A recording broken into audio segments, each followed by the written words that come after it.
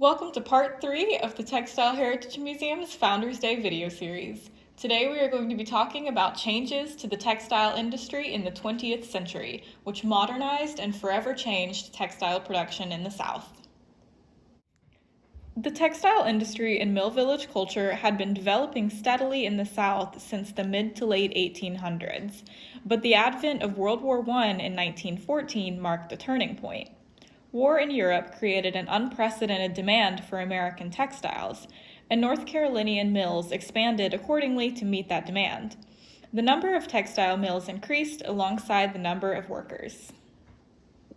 Profits and wages both rose, and when America entered World War I in 1917, the resulting labor shortage raised wages even higher for textile workers. In 1920, North Carolina manufacturers installed nearly 600,000 new spindles, which was more than had been installed in the entire South during the past 12 years, and mill owners continued to expand operations throughout the rest of the Roaring Twenties. Around the same time, cotton mill owners in the South began devoting attention and money to diversifying and expanding their textile production, investing in hosiery mills and newly invented synthetic fabrics. There is no better example of the changing textile industry in North Carolina than the story of James Spencer Love and Burlington Mills. J. Spencer Love came from a Southern mill family. His father and brothers had been involved in the operation of at least 4 textile mills in the Carolinas. Preparing to follow his family's business interest, Love attended Harvard College. He joined the Army immediately following his graduation in 1918, and was stationed in France, where he performed administrative duties in the months prior to the armistice. Upon his return home, Love worked in his family's businesses, but they had been hit hard by the post-war depression. The Loves weren't alone in this particular struggle, since many mills had overexpanded during the war boom and then struggled to maintain a profit following the loss of their military contracts. Although Love was a capable businessman who improved the prospects of the old mill, the factory continued to lose money. Frustrated, Spencer Love decided to redistribute his resources and found a new mill in Alamance County. Owner of Tower Hosiery Mill, Reed Maynard, commented on the situation Alamance County Textiles faced at the time. It was the Holts and Williamsons who had run the old plain cotton mills, and they let 'em go down. They was at a low ebb, a lot of them closed, some of them bankrupt. The others just took their money and quit. That was the day Spencer Love came to town.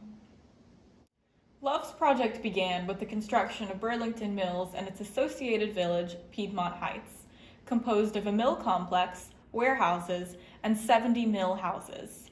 Notably, Love chose not to construct a company store or any other community buildings as had been done in previous mill villages. Love believed that such mill-sponsored activities were outdated and a waste of time. Despite Love's high hopes for his business, Burlington Mills would not truly begin to see success until the plant started experimenting with rayon. Rayon, a type of artificial silk often referred to as poor man's silk, came to the South in 1925 when a German company opened a rayon spinning factory near Elizabethton. Love made the necessary modifications to his own looms that same year and began weaving rayon bedspreads, which had to be made in 2 pieces and sewn together because the existing looms were too narrow to weave a full sheet. These rayon bedsheets were an instant success and allowed the business to rapidly expand.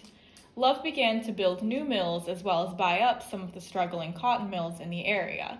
He took a special interest in hosiery, which was in high demand since rising hemlines had created a need for smooth sheer pantyhose.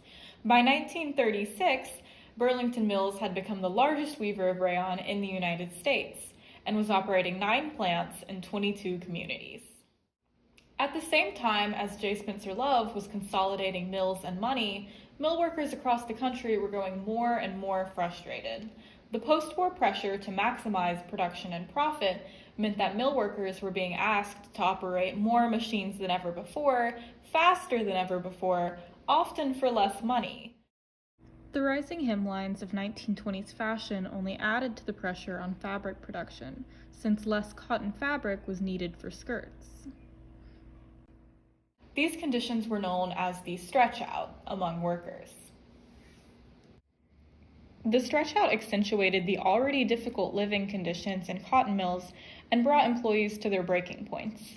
Walkouts and strikes took place across the country, and some, like the 1929 Gastonia strike, caught national attention. The dawning of the Great Depression in 1929 made a bad situation worse, and by 1934 there was enough frustration to organize what would become known as the General Textile Strike of 1934. Love's innovative business model meant that the Depression hit Burlington somewhat less hard than surrounding areas.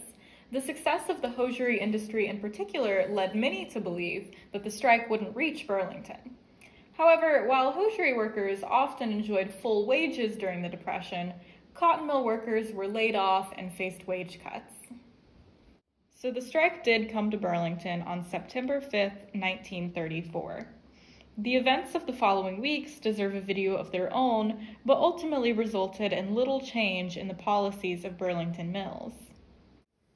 The events of 1934 did, in Burlington and across the country, emphasize class divisions between mill owners and mill workers, as well as other long-standing problems with the textile industry. Like many other mill owners, J. Spencer Love's resolve against unions was hardened by 1934, and he spent the rest of his life paranoid of union members and vigilant against union activity. Burlington Mills would continue to expand through the mid-20th century, changing its name to Burlington Industries in 1955, partially due to the hosiery operations of Burlington Industries as well as the invention of nylon. Alamance County would become home to more than 54 knitting mills in the 50s, causing the city of Burlington to be dubbed the hosiery capital of the nation. In 1962, Burlington Industries became the largest textile manufacturer in the world. That same year, founder J. Spencer Love died of a heart attack. Like many other American textile corporations, Burlington Industries began to face hard times in the late 20th century. Internal conflicts caused the company to go private, and corporate restructuring led to the loss of thousands of jobs. In 2001, the company announced Chapter 11 bankruptcy. However, it still continues to exist today as a subsidiary of a smaller private textiles group. Although much manufacturing has now gone overseas, the textile industry continues to exist in North Carolina and the South following the tumultuous changes of the 20th century. However, the advent of new technologies, new fashions, and new fabrics marked an end to the type of mill village life represented by Glencoe. The Textile Heritage Museum is proud to preserve and display artifacts from all eras of the textile industry in the South. Come visit us in person to see for yourself or check us out online at our social media or our website. Thank you for watching and stay tuned for part 4 of our Founders Day video series.